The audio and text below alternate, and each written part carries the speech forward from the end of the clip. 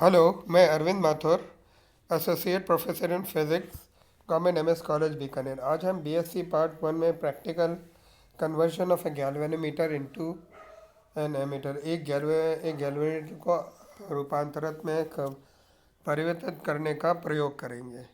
पहले तो हम ये देखते हैं कि गैल्वेनोमीटर क्या होता है। एक गैल्वेनोमीटर एक ऐसी डिवाइस है जो पिवोटेड टाइप होती है और वो किसी दो पावर फोर मैग्नेट के बीच। गैल्वेनोमीटर का कार्य धारा की दिशा को नापने का होता है। और एक इसको ये एक कॉइल दो मैग्नेट्स पावरफुल मैग्नेट्स के बीच में होती है। एक इस कॉइल पर एक एल्युमिनियम की पॉइंटर लगा होता है जो सर्कुलर स्केट पे रोटेट करता है, जिसका ज़ेरो बीच में होता है। इसको हम वेस्टर्न गैल्वेनोमीटर इसलिए भी कहते हैं कि साइंटिस्ट वेस्टर्न ने सजेस्टेड, उसने कुछ बहुत सजेशन दिए थे।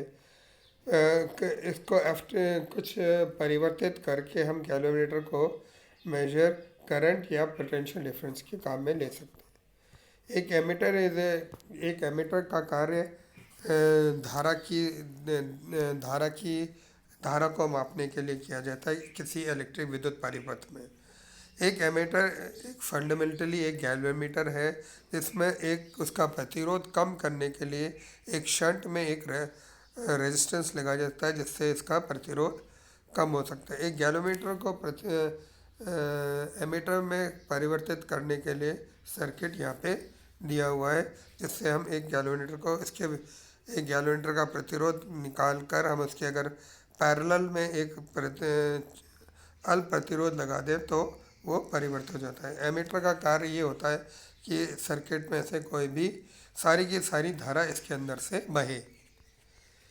तो अगर इसके लिए हमें सब परिवर्तित करने के लिए हमें एक प्रॉपर तरह का शंट का नाम, उसके लिए हम एक विधि निकालते हैं कि सपोज हमें पहले तो हमें ये निकालना है कि उसका कितना प्रतिरोध लगाना पड़ेगा।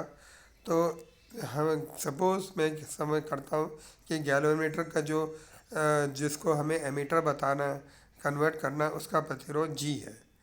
और करंट के फुल स्केल डिफ्लेक्शन, और इस गैल्वेनोमीटर में फुल स्केल डिफ्लेक्शन देने के लिए जो धारा प्रवाहित होनी चाहिए वो आई जी है। और अगर हमें इस गैल्वेनोमीटर को एमीटर में परिवर्तित करने के लिए एक एमीटर जो रेंज आई एम्पियर्स का है, तो हमें एक शंट लगाना पड़ता है जो पैरेलल उसके अंदर होता है।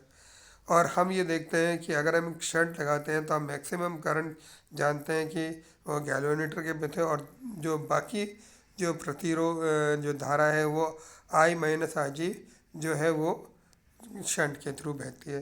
तो मैं इस इक्वेशन के हिसाब से कह सकता हूँ कि I minus I g is equal to I ji g, जिससे मैं ये निकाल सकता हूँ S is equal to I g I minus I ji g. और अगर इफ़ आई जी बहुत स्मॉल होता है तो मैं ये लिख सकता हूँ S is equal to I ji G upon ये जी या जी अपॉन ए। हमें अल्प प्रतिरोध का प्राप्त करने के लिए एक लंबाई का लगाना पड़ता है। और इसका सपोज मैं लगाता हूँ कि शंट नापने के लिए एल लंबाई का तार चाहिए जिसका रेडियस आर है, और इसका specific material of the material दे, तो हम ये लिखा सकते हैं रो है। तो मैं ये लिखा सकता हूँ कि शंट का मान S is equal to rho L upon pi R square, या एल का मान S is equal to pi R square upon rho हो जाएगा। और इस प्रयोग में करने के लिए हमें रेजिस्टेंस ऑफ द गैल्वेनोमीटर का प्रयोग गैल्वेनोमीटर का प्रतिरोध निकालना पड़ता है। इसके लिए मैं हाफ डिफ्लेक्शन मेथड यूज़ करता हूँ। ऐसे ही केल्विन मेथड भी से भी निकाल सकते हैं, जिसमें पीओ बॉक्स है। इसमें हम एक बैटरी, हाई रेजिस्टेंस बॉक्स और रेजिस्टेंस गैल्वेनोमीटर और दो कीज इस तरह से संयोजन करते हैं। इसको निकालने के लिए पहले हम K2 को K2 को खुला रखते हैं, और K2 को खुला रखते हैं, और फिर K1 में से प्रतिरोध निकालते हैं, और हम उसका रेजिस्टेंस निकालते हैं। तो हमें पहले तो करना यह है कि हमें निकालने के लिए इक्वेशन निकालना है।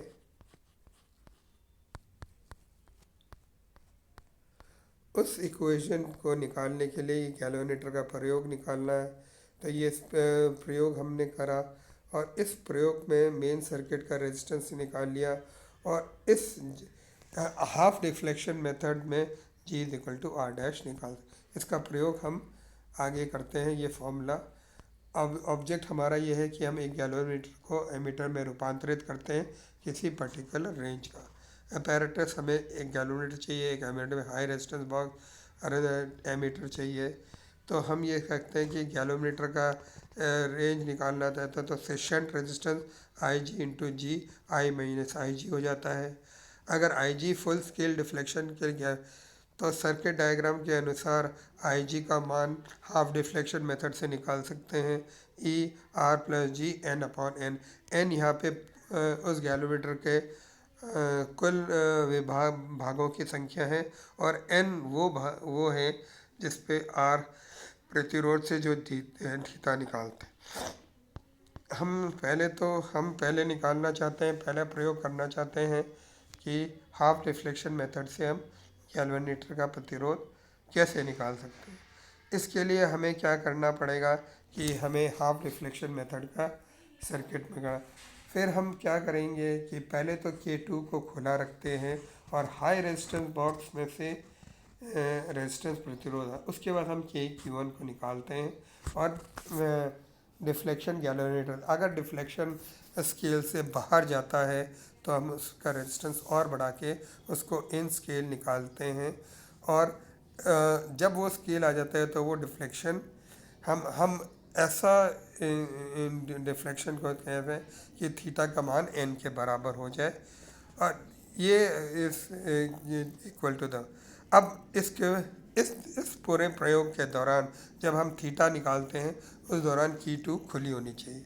अब हम Q2 को बंद करेंगे और दूसरा जो रेजिस्टेंस बॉक्स है, जो रेजिस्टेंस बॉक्स है, उसमें से हम ज़ीरो से रेजिस्टेंस निकालना चाहते हैं और इतना रेजिस्टेंस निकालने की कोशिश करनी है जिससे उसका थीटा का मान थीटा का 2 हो जाए। ये जो आर जो निकाला है जिस पर ये गैल्वेनोमीटर की रीडिंग थीटा बाई 2 हो जाए, ये रेजिस्टेंस गैल्वेनोमीटर के बराबर होगी।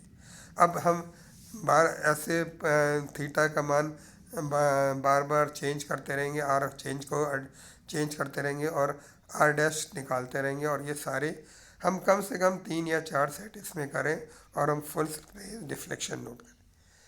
फिर हम शंट रेजिस्टेंस निकालना चाहते हैं। आजकल वैसे प्रयोगों में शंट रेजिस्टेंस निकालने की ज़रूरत नहीं पड़ती, इसलिए इसको हम स्किप कर सकते हैं।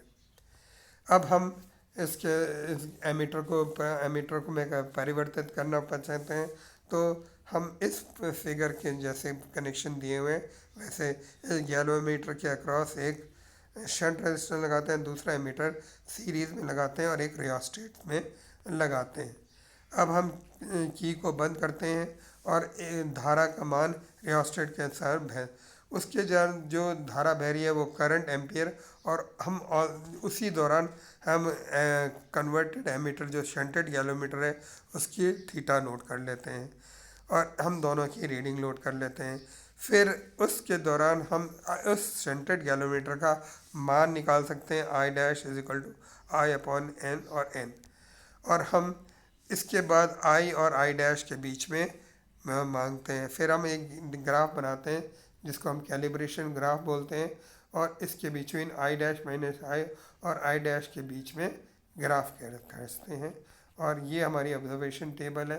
ये तो हाफ डिफ्लेक्शन मेथड में पहले हाई रेजिस्टेंस बॉक्स, उसके दौरान हम डिफ्लेक्शन इन गैल्वेनोमीटर मेजर करते हैं, फिर रेजिस्टेंस जिससे वो हाफ डिफ्लेक्शन हो जाता है, इससे हम मीन डिफ्लेक्शन निकालते हैं, फिर आई जी निकालते हैं फुल स्केल करंट के लिए और आई जी निकाल। ये कैलिब्रेट करने के बाद हम इसको डिफ्लेक्शन को कैलिब्रेट करते हैं और ये इसके बाद हमारे पास रिजल्ट रेंज आ जाएगा, range of the current for full scale जो हमारे कैलकुलेशन जो वो करते हैं और शंट रेजिस्टेंस का मान कैलकुलेट करता है। ये हमारे कैलकुलेशन है और रिजल्ट्स में हम देखते हैं कि हम ये लिखते हैं कि जो रेजिस्टेंस जो हमारे पास गैल्वेनोमीटर है जिसका रेजिस्टेंस वो है, उसको रेंज इतने बताने के लिए इतने शंट की आवश्यकता होगी। फिर हम ग्राफ खींचते हैं करंट आई और डिफ्लेक्शन एन के बीच में जो एक स्ट्रेट लाइन आएगी, और फिर ग्राफ, इसको हम कैलिब्रेशन करंट ग्राफ कहते हैं, वो खींचते हैं।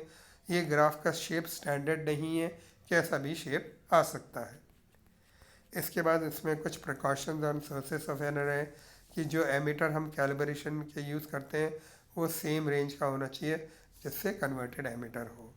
इनिशियल रीडिंग ऑफ एमीटर जो है वो शून्य होनी चाहिए, अदरवाइज करेक्शन को अप्लाई करना चाहिए। जब हम शंट रेजिस्टेंस लगाते हैं तो हमें ये देखना चाहिए कि वो पूरी लेंथ लगे, और इसलिए हम ये देखते हैं कि इन द एक्सपेरिमेंट हम ये देखते हैं कि जो हमने एमीटर काम में लिया है वो उसको हम मानते हैं कि वो करेक्ट है, मगर प्रॉपर कैलिब्रेशन के लिए बढ़िया रहेगा कि हम एमीटर की जगह गैल्वेनोमीटर का, एक पोटेंशियोमीटर का प्रयोग करें।